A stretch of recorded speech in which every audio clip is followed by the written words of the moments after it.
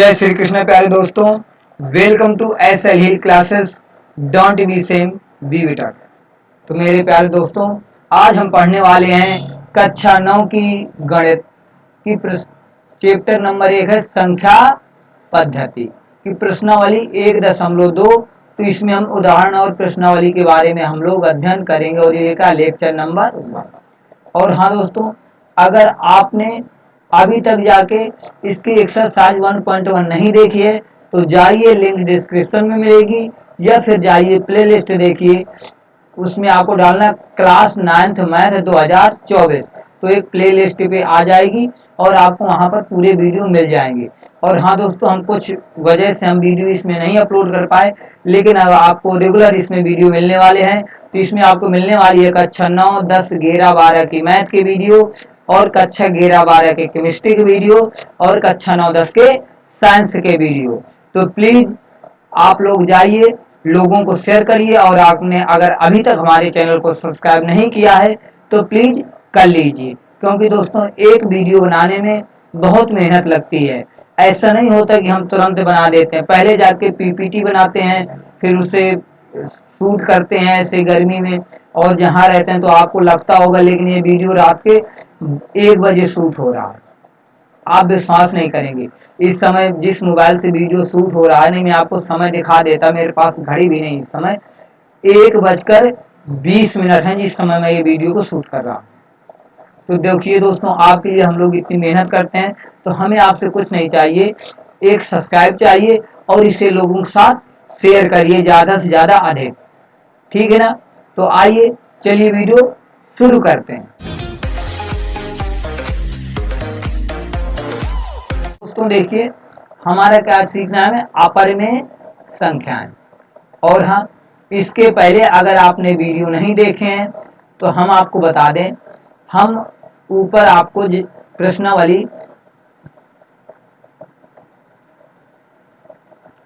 प्रश्नावली यानी एक्सरसाइज 1.1 करा चुके हैं, और वहां पर हम आपको परिमेय संख्याओं के बारे में हम लोग डिटेल से बता चुके हैं। अगर आपने अभी तक वो वीडियो नहीं देखी है तो यहाँ पर आपको आई बटन में मिल जाएगा, या फिर हमारे लिंक में जाइए देखिए। और अगर ये वीडियो आप फेसबुक पेज पर देख रहे हैं तो पेज को फॉलो कर लीजिए। तो आइए देखते हैं अपरिमेय संख्याएं क्या होती हैं। परिमेय संख्याओं का हम अध्ययन कर चुके हैं। तो देखिए क्या है अपरिमेय संख्याएं, कि जो संख्याएं P/Q के रूप में नहीं लिखी जा सकती। समझिए, जो संख्याएं P/Q के रूप में नहीं लिखी जा सकती उन्हें हम लोग क्या कहते हैं, अपरिमेय संख्याएं कहते हैं। और दोस्तों, जो संख्या P/Q के रूप में लिखी जा सकती है वो क्या कहलाती है, तो दोस्तों वो परिमेय कहलाती है। मेरे प्यारे दोस्तों, मेरे छोटे भाइयों, समझ में आया कि जो संख्या P/Q के रूप में नहीं लिखी जा सकती उन्हें हम क्या कहते हैं, अपरिमेय संख्याएं कहते हैं। जहां P या Q क्या होते हैं, पूर्णांक होते हैं, और Q इज नॉट इक्वल 0 हो।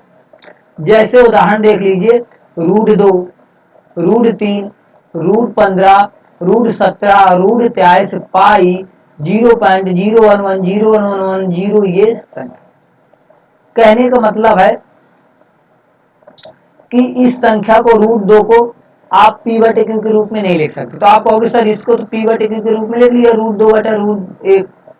तो मेरे प्यारे दोस्तों, P या Q क्या होने चाहिए, पूर्णांक होने चाहिए, लेकिन यहाँ पर √2 क्या है, पूर्णांक नहीं है। √2 क्या है मेरे प्यारे, पूर्णांक नहीं है। मेरे प्यारे दोस्तों, समझ में आ रहा है ना। अगर आप देखते हैं तो मन लगा के पढ़िए और नोट्स बनाइए। हमारा दावा है कि हम आपको मैथ बहुत सिंपल तरीके से सिखाएंगे। तो √2 क्या है, पूर्णांक नहीं है, पूर्णांक, और ये सब चीजें हम आपको पहले बता चुके हैं। तो जाके पहले की वीडियो देखिए, बहुत डिटेल में समझाया था, ठीक है ना प्यारे दोस्तों। तो पूर्णांक फिर दोबारा समझ लीजिए, पूर्णांक मतलब होता है माइनस अनंत से प्लस अनंत। जैसे ये नंबर लाइन हो गई, ये 0, ये 1, 2, 3, तो इस तरफ धन वाले होते हैं और इस तरफ माइनस वाले। तो धन वाले और माइनस वाले सभी को मिला दिया जाए संख्या तो क्या होती है, पूर्णांक। तो √2 क्या है, पूर्णांक नहीं है। √3 भी क्या है, पूर्णांक नहीं है। इस वजह से क्या है, अपरिमेय संख्याएं हैं। ठीक, तो ये कब हुआ था, तो आइए पढ़ लेते हैं कि लगभग 400 ईसा पूर्व ग्रीस के प्रसिद्ध गणितज्ञ और दार्शनिक पाइथागोरस के अनुयायियों ने इन संख्याओं को सबसे पहले पता लगाया था। इन संख्याओं को अपरिमेय संख्याएं कहा जाता है क्योंकि इन्हें पूर्णांकों के अनुपात के रूप में नहीं लिखा जा सकता, जो कि हम ऊपर बता चुके हैं। पाइथागोरस के एक अनुयायी क्रोटोन के हिप्पाक्स द्वारा पता लगाई गई अपरिमेय संख्याओं के संबंध में अनेक किंवदंतियां हैं। हिप्पाक्स का एक दुर्भाग्यपूर्ण अंत रहा, चाहे इसका कारण इस बात की खोज हो कि रूट 2 एक अपरिमेय संख्या है। इस खोज के बारे में बाहरी दुनिया को उजागर करना हो। ठीक है ना प्यारे दोस्तों, तो आइए अब सवालों की ओर चलेंगे। तो क्या कह रहा है कि संख्या रेखा पर रूट 2 का निर्धारण कीजिए। तो देखिए, अगर हम कहें कि एक ये संख्या है, ठीक, और इस प्रकार 0, 1, 2, 3 इस तक -1, -2 कहाँ तक जाएगा, अनंत तक। यहाँ कहाँ तक जाएगा, -1 का अनंत तक। हम कहेंगे रूट 2 को निर्धारित करो, तो रूट 2 ये है। अगर हम कह दें कि रूट 2 को निर्धारित करना है, तो रूट 2 तो ये है, तो क्या बन जाएगा, ले संख्या रेखा पर निर्धारित हो गया। अगर हम कह दें कि भैया 3 को निर्धारित करो, तो ले 3 को निर्धारित कर सकते हैं, क्योंकि यह क्या है, सभी पूर्णांक है। ये क्या है, पूर्णांक है। लेकिन हमारे पास रूट 2 क्या है, पूर्णांक नहीं है। इसको संख्या रेखा पर कैसे निरूपित करेंगे, इसको संख्या रेखा पर कैसे निरूपित करेंगे, तो आइए इसे देखते हैं कि इसे संख्या रेखा पर कैसे निरूपित किया जाता है। ध्यान से समझिएगा बात को।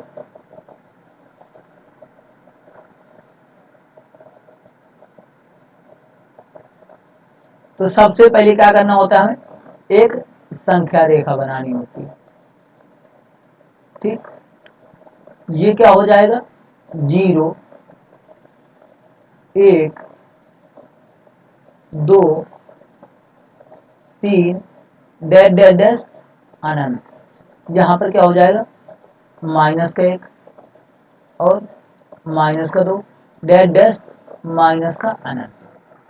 तो दोस्तों, अगर हमें संख्या रेखा पर निरूपित करना है, तो सबसे पहले क्या करते हैं, यहां पर जितना ये दूरी है, ये कितनी है, यहां से एक है ना, तो एक दूरी हम क्या करते हैं, ऊपर मान लेते हैं। यहां से यहां तक की दूरी 1 है, और इस दूरी को भी हम लोग क्या करते हैं, 1 मान लेते हैं। ठीक, 1 मान लिए, ये दूरी क्या है, 1, और ये भी दूरी क्या है, 1। तो अब हम लोग पाइथागोरस प्रमेय जानते हैं, आपने सीखा होगा। पाइथागोरस प्रमेय क्या होती है, कर्ण का स्क्वायर बराबर लंब का स्क्वायर प्लस आधार का स्क्वायर। तो देखिए, ये क्या है हमारा, इसे हम लोग कहते हैं आधार। तो कर्ण का स्क्वायर तो हमें पता नहीं है, तो कर्ण का स्क्वायर हमको निकालना है। और इसको क्या कहते हैं, लंब। तो लंब का स्क्वायर हो जाएगा 1 का स्क्वायर। आधार कितना है हमारा, 1, तो क्या बन जाएगा, 1 + 1 यानी 2। अब ये कर्ण में क्या लगा है, स्क्वायर लगा है। अब हम केवल कर्ण का मान निकालें, क्या निकालें, और इनको आपस में मिला दिया जाता है। ठीक है ना, तो अगर हम कर्ण निकालें, तो ये जो स्क्वायर है इधर आएगा, तो क्या लग जाएगा, √2। तो ये संख्या क्या बन गई, √2। तो अब यहाँ पे हमें क्या करना होता है, ध्यान से बात समझिएगा। कैसे निर्धारित करोगे बस हो चुका। यहाँ पर, यहाँ से दूरी यहाँ तक प्रकाल में नापनी, ये वाली दूरी और ये वाली, और इस तरीके से एक चाप लगा देना है। और जहां पे ये चाप काटे, मान लीजिए ये चाप इस बिंदु पर काटा है, कहां पर, P बिंदु पर, तो ये √2 होगा। √2 का मान कहाँ होगा, यहाँ पर। बस हो गया निर्धारित, इतना करना था। आए समझ में, इस तरीके से किया जाता है। आई होप आपको समझ में आया होगा। तो जैसे हम √3 का करते हैं, √3 के लिए भी क्या करेंगे, सबसे पहले एक नंबर लाइन, ठीक, नंबर लाइन में वही गिनती 1 1 2 3, ठीक। अब यहाँ आप ध्यान से बात समझिएगा,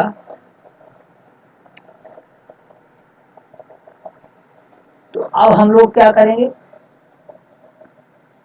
यहाँ पर ये दूरी को क्या मान लेंगे, एक, तो एक हम क्या करेंगे ऊपर खिंचा लेंगे, सॉरी लाइन,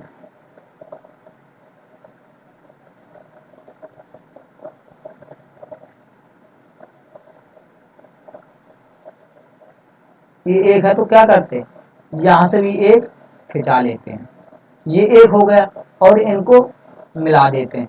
तो इनको सॉल्व किया है अभी पाइथागोरस प्रमेय से, जस्ट ये, तो ये कितना निकल के आया है, √2, तो ये √2 हो गया। फिर इस तरीके से मानते हैं, एक ये हो गया, ठीक है ना दोस्तों, एक हमने इसे मान लिया, फिर इनको मिला दीजिए, तो अब हमारा फिर पाइथागोरस प्रमेय लगाएंगे, पाइथागोरस प्रमेय से,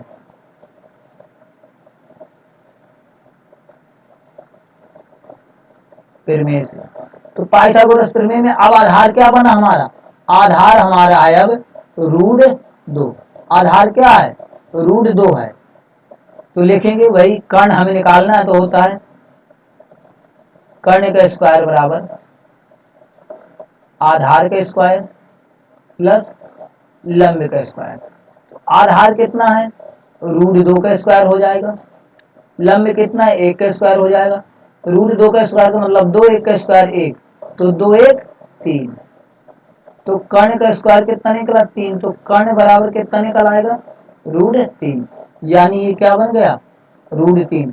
यहां से क्या करेंगे मिला देंगे, तो जहां पर आके ये मिलेगा, यहाँ पर आके मिलेगा, आपको परकाल से मिलाना है, यहाँ से लेके ये दूरी नाप लेनी है और फिर परकाल को मिलाना है, जहां पर मिल जाए, जैसे यहाँ पर मिल गया तो ये P बिंदु हो गया और ये क्या बन जाएगा √3।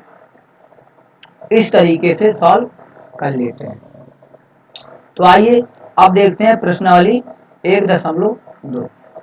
तो क्या कह रहा है कि नीचे दिए गए कथन सत्य हैं या असत्य, कारण के साथ अपने उत्तर दीजिए। बताना है प्रत्येक अपरिमेय संख्या एक वास्तविक संख्या होती है, प्रत्येक अपरिमेय संख्या एक वास्तविक संख्या होती है। तो जानते हैं हम लोग कि जो वास्तविक संख्याएं होती हैं वो किनसे मिलकर बनी होती हैं, वो परिमेय और अपरिमेय से मिलकर बनी होती हैं। तो कह रहा अपरिमेय संख्या वास्तविक संख्या होती है, तो अपरिमेय संख्या तो वास्तविक संख्या होगी होगी, तो ये कथन क्या हो जाएगा सत्य है। कह रहा है संख्या रेखा का प्रत्येक बिंदु √m के रूप का होता है जहां m एक प्राकृतिक संख्या है। संख्या रेखा का प्रत्येक बिंदु √m के रूप का होता है जहां m क्या हो, एक प्राकृतिक संख्या हो। तो आइए समझते हैं, असत्य होगा ये कथन, 0 1 2 3 4 5 6, हमने लिखा तो 3 4 5 6, तो कई सभी को √m के रूप में लिखना है, एक हो गया, चलिए √2 हो गया, √3 √4, जब √4 को सॉल्व करेंगे तो 2 आ जाएगा, √4 को सॉल्व करेंगे तो कितना आ जाएगा 2 आ जाएगा, तो प्रत्येक बिंदु √2m का कहाँ होता है, तो इस वजह से ये कथन क्या हो जाएगा असत्य हो जाएगा। अगला क्या है, प्रत्येक वास्तविक संख्या एक अपरिमेय संख्या होती है। तो जो वास्तविक संख्या होती है वो क्या होती है, वो परिमेय भी होती है और वो अपरिमेय भी होती है। वो केवल अपरिमेय भर नहीं होती, वो परिमेय भी होती है, इस वजह से ये कथन क्या हो जाएगा असत्य। आई होप आपको ये समझ में आया होगा। तो आइए अगला देखते हैं कि क्या सभी धनात्मक पूर्णांकों के वर्गमूल अपरिमेय होते हैं, यदि नहीं तो एक ऐसी संख्या के वर्गमूल का उदाहरण दीजिए जो एक परिमेय संख्या है। कह रहा है कि सभी धनात्मक पूर्णांकों के वर्गमूल अपरिमेय होते हैं। धनात्मक पूर्णांक जैसे हमने लिख दिया √2, चलिए अपरिमेय, सॉरी हमने 2 लिखा, 3 4 5 6 7, √2 का वर्गमूल निकालो, 2 निकल के आया। ये क्या है हमारा? अपरिमेय है। चलिए बहुत अच्छी बात है। √3 का वर्गमूल निकालो, ये भी क्या है? अपरिमेय है। बहुत अच्छी बात है। जब 4 का वर्गमूल निकालेंगे तो सॉल्व होकर क्या आ जाएगा? ये 2, और 2 क्या होता है? परिमेय संख्या होती है मेरे प्यारो। क्या होती है? परिमेय संख्या। इस वजह से कह रहा है कि अपरिमेय होते हैं, तो सभी अपरिमेय नहीं होते। और क्या होते? परिमेय भी होते हैं। परिमेय है तो कह रहा उदाहरण दीजिए, तो हो गया √4। और जैसे आप देखो, हम लिख दें 16। क्या लिख दें? 16। 16 का वर्गमूल निकालेंगे 4, ये भी क्या है? परिमेय। जैसे लिख दें 9, निकालेंगे 3, ये भी क्या है? परिमेय। तो हो गए, बहुत सारे एग्जाम्पल हो गए। तो अब कह रहा है संख्या रेखा पर √5 को लिखना है। तो √5 क्या होमवर्क है? जैसे आपने ये दोनों सवाल जैसे आपने कि एक ये सवाल और एक ये, इसी तरीके आपको √5 को करना है। तो √3 निकल आया, अब इसमें एक और जोड़ दोगे तो √4 का निकल आएगा। यह देख लो, चलो हम बता ही देते हैं √5 का। देखिए कह रहा है कि दशाई की संख्या रेखा पर √5 को आप किस प्रकार निरूपित करेंगे? सिंपल सा है, एक संख्या रेखा 0 1 2 3। अब हम क्या करेंगे? यहाँ पर 2 मान लेंगे, 2 2 का, ये पूरा कितना हो गया? 2। तो 2 फिर क्या करेंगे हम लोग? ऊपर भी मान लेंगे और इनको आपस में मिला देंगे। ठीक, 2 हम क्या करेंगे? ऊपर भी मान लेंगे और इनको क्या करेंगे? मिला देंगे। तो आइए फिर लगाते हैं फार्मूला, वही कर्ण का स्क्वायर। हमें कर्ण निकालना है।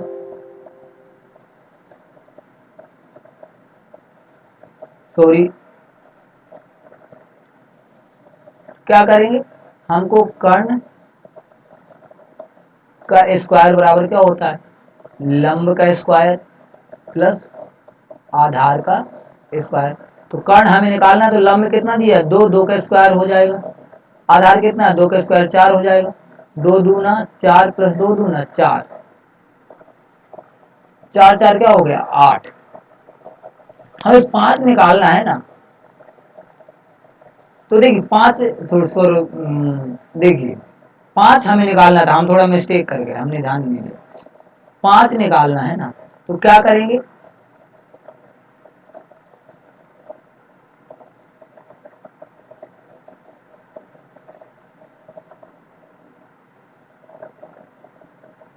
चलिए ये इरेज नहीं हो रहा। तो यहाँ पर जो हमने ये 2 नहीं मानना, हमें यहाँ पे क्या मानना है? 1 मानना है। ठीक है, यहाँ पे 2 और ऊपर 1। तो लंब कितना है हमारा? लंब कितना बन जाएगा? 1 बनेगा। सॉरी,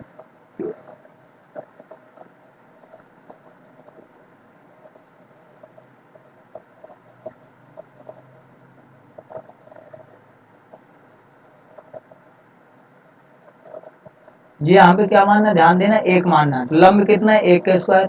आधार कितना है? 2 का स्क्वायर। तो 1 का स्क्वायर 1, 2 का स्क्वायर 4, 4 1 5। तो कर्ण का स्क्वायर कितना बन गया? कर्ण, तो कर्ण बराबर कितना निकल आएगा? √5। यानी ये क्या बन गया? √5। अब तुम इसे तुम मिलाओगे तो यहाँ पे आके मिल जाएगा ये P बिंदु, और यही क्या है? √5। कितना इजी था। आई होप आपको समझ में आया होगा। तो बस आज की वीडियो में इतना ही रहेगा। अगर आपको वीडियो पसंद आई है तो वीडियो को लाइक करें, शेयर करें। और आपने अगर आपने अभी तक हमारे चैनल को सब्सक्राइब नहीं किया है तो प्लीज़ हमारे चैनल को सब्सक्राइब कर लीजिए। और अगर ये वीडियो फेसबुक पेज पर देख रहे हैं तो हमारे पेज को फॉलो कर लीजिए। हम आपको मिलेंगे एक अगले वीडियो में बहुत ही जल्द। तो नमस्कार, धन्यवाद आपको पूरा वीडियो देखने के लिए। बस लोगों के साथ शेयर करिए और हमें ऐसे ही प्यार देते रहिए। धन्यवाद।